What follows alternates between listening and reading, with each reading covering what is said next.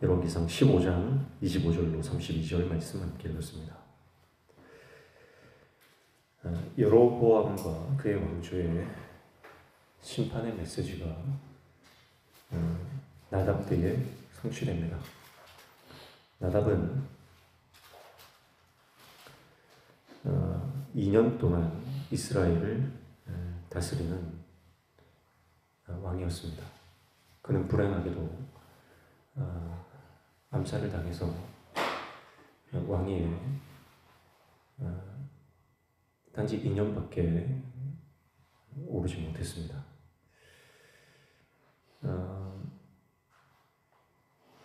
여로보암의 아들 나답은 부친의 뒤를 이어 이스라엘의 왕좌에 올랐지만 그도 부친처럼 여호와 보시기에 악한 왕이었다, 이렇게 말씀합니다. 나답 자신도 죄를 지었고 백성을 죄로 이끌었습니다. 그래서 그는 이사갈 족속의 바하사에게 암살을 당하고 맙니다. 그런데 이 바하사가 이 나답을 죽이고 나서 나답만 죽인 것이 아니라 여로보암과 관련된 사람들을 다 죽여버려요. 그래서 이 여로보암에게 아히야 선지자가 예언했던 그 집에 아들이 하나도 남지 않을 것이다 하는 예언의 말씀이 이 나답 때에 성취되는 것입니다. 그래서 결국 그는 2년에 불과한 통치 기간을 끝으로 여로보암의 집안 사람들은 모두 다 죽임을 당하고 말죠. 그래서 결국 아버지가 갔던 길을 갔다, 그렇게 말하죠. 26절을 보시면 그가 여호와 보시기에 악을 행하되 그의 아버지의 길로 행하며 그가 이스라엘에게 범하게 한 그 죄 중에 행한지라, 이렇게 말씀합니다. 그래서 이 반역, 이 쿠데타를 당했는데요. 결국 이것이 단지 어떤 정치적인 어떤 사건이 아니라 그가 멸망당하고 그 집안이 다 몰락한 것은 하나님의 심판임을 우리가 기억해야 할 것입니다. 우상 숭배를 조장했던 여로보암의 그 길을 그 아들이 그대로 따라 갔더니 하나님께서 그를 완전히 심판하신다라고 하는 것이죠. 동시대에는 남유다의 아사 왕이 있었죠.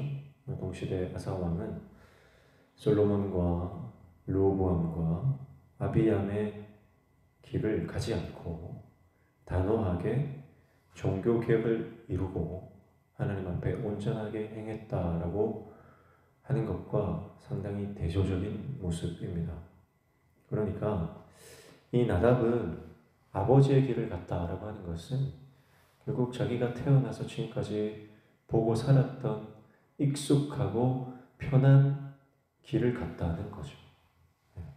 우상 숭배의 길이고 권력과 탐욕에 물든 삶입니다. 돌이킬 생각 없이 그저 흘러가는 대로 살아가는 그런 영적으로 아니라고 나태한 삶이었습니다. 대부분 익숙하고 편한 길로 가는 것은요, 대부분 망하는 길이다, 이렇게 보시면 돼요. 내 육신의 어떤 욕망을 따라서 가는 길은요, 굉장히 쾌락이 있고 또 편합니다. 그 길은 익숙한 길이기 때문에 아무런 생각 없이 살아가면 계속해서 그 길 가운데 머무를 수밖에 없어요. 그 길 위에서 계속해서 우리는 삶을 살아갈 수밖에 없습니다. 그래서 믿음의 사람은요, 익숙한 길, 편한 길 가지 않습니다. 하나님의 길을 가는 것은 십자가의 길입니다. 힘든 길입니다. 어려운 길입니다.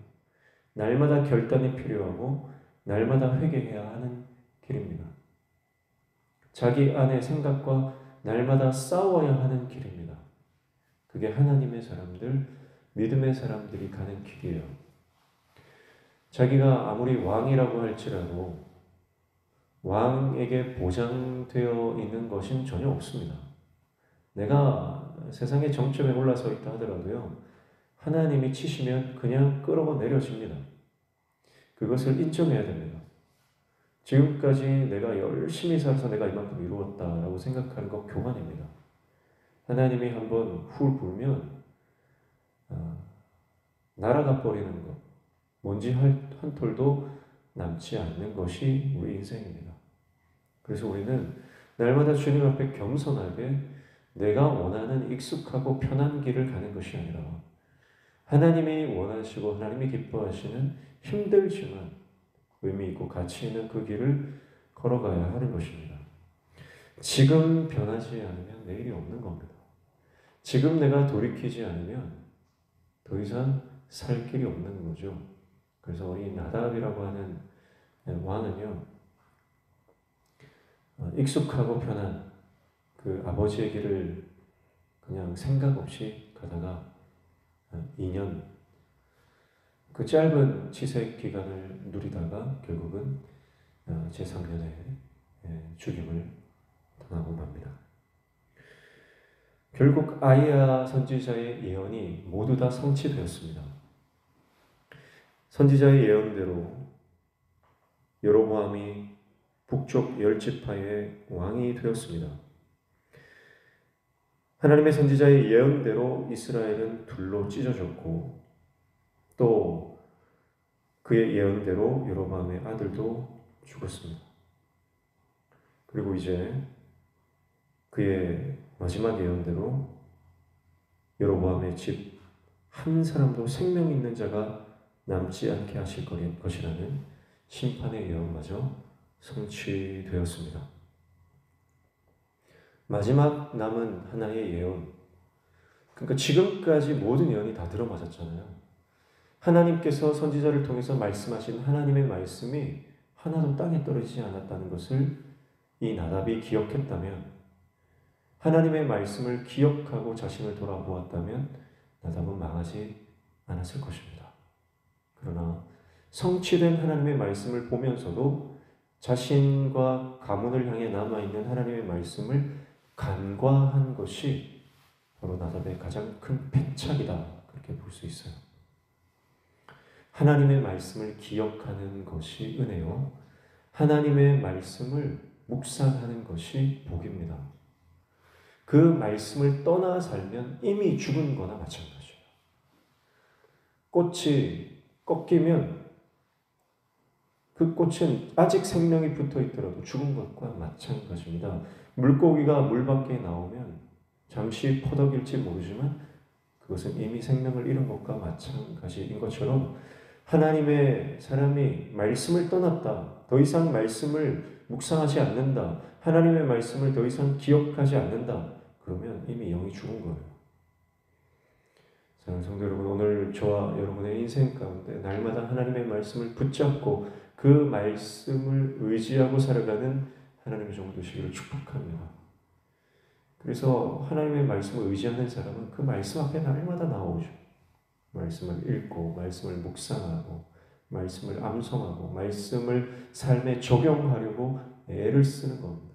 이 말씀을 붙드는 삶이에요. 그러나 나답은 그 안에 하나님의 말씀이 없습니다. 그래서 처절한 심판, 그 심판을 당하게 되는 거죠. 결국 하나님의 말씀은 철저하게 성취되었습니다. 그래서 예언이 성공했느냐 실패했느냐, 어떤 면에서 보면요, 하나님의 예언이, 이 선지자의 예언이 실패했다, 이렇게 볼 수 있어요.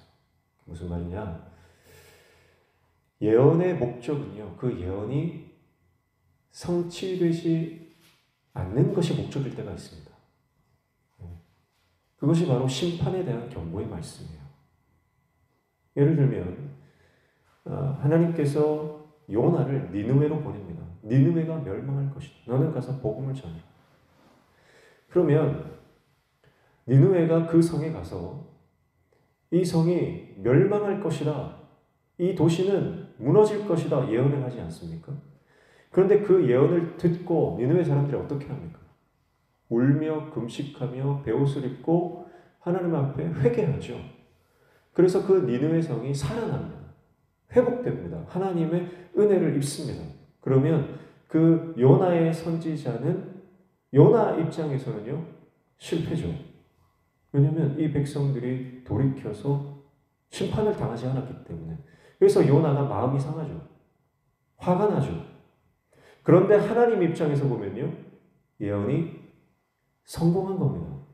하나님이 심판의 메시지를 주시는 목적이 이루어진 거예요. 왜냐하면 하나님의 본심은요 심판과 멸망이 아니라 사는 것이기 때문에 그래요. 그러니까 선지자 입장에서는요 선지자가 예언했던 말씀이 실패해야 하나님의 뜻이 이루어진 것과 마찬가지입니다. 예언의 목적은요 미래가 결정됐다, 너희는 운명을 따라라, 그게 아니거든요. 하나님의 심판의 예언의 목적은 그 말씀을 듣고 돌이켜 살 기회를 잡으라는 것입니다. 그러니까 우리는요 하나님의 심판의 경고의 말씀이 우리에게 깨달아질 때에 돌이켜야 사는 거예요. 여러분, 하나님께서 우리에게 때때로 여러 가지 경로를 통해서 말씀하시거든요.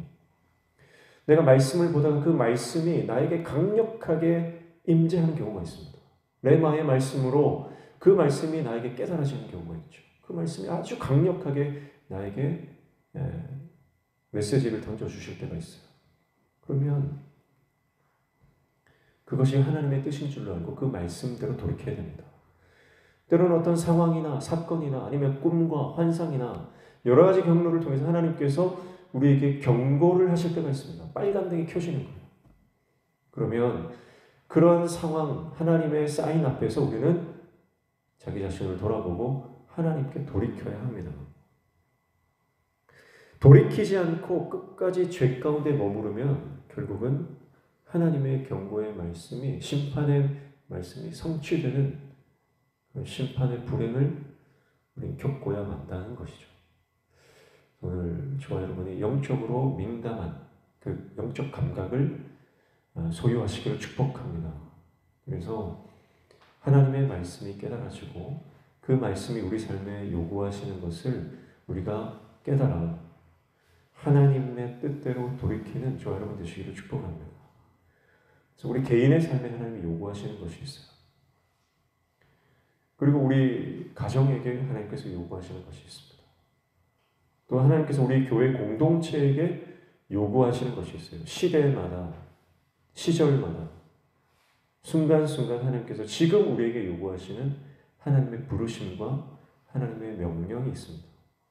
그것을 우리가 깨닫는 것, 그리고 그것을 깨달은 대로 하나님의 말씀으로 돌이키는 것이 우리가 살 수 있는 유일한 길이다. 오늘 우리가 말씀 붙잡고 예수 그리스도 십자가를 바라보며 날마다 그 회개의 길, 거룩한 길을 선택하고 하나님 앞에 정결하게 성결하게 살아가는 하나님의 종 다 되시기를 축복합니다. 익숙한 길, 편한 길을 거절하시고 십자가의 길을 걸어갈 수 있는 하나님의 신실한 종들 다 되시기를 주님의 이름으로 축복합니다. 기도하겠습니다. 하나님 아버지, 우리에게 주어진 이 세상의 편한 길, 익숙한 길로 가지 않게 하시고 돌이켜 주님께로 달려나가는 말씀의 사람 되게 도와 주시옵소서. 오늘 이 아침에도 말씀 붙잡고 기도할 때 우리 기도에 응답하여 주시며 우리 삶의 모든 막힌 문들이 열려지는 형통의 은혜를 허락하여 주시옵소서. 예수님의 이름으로 기도하옵나이다.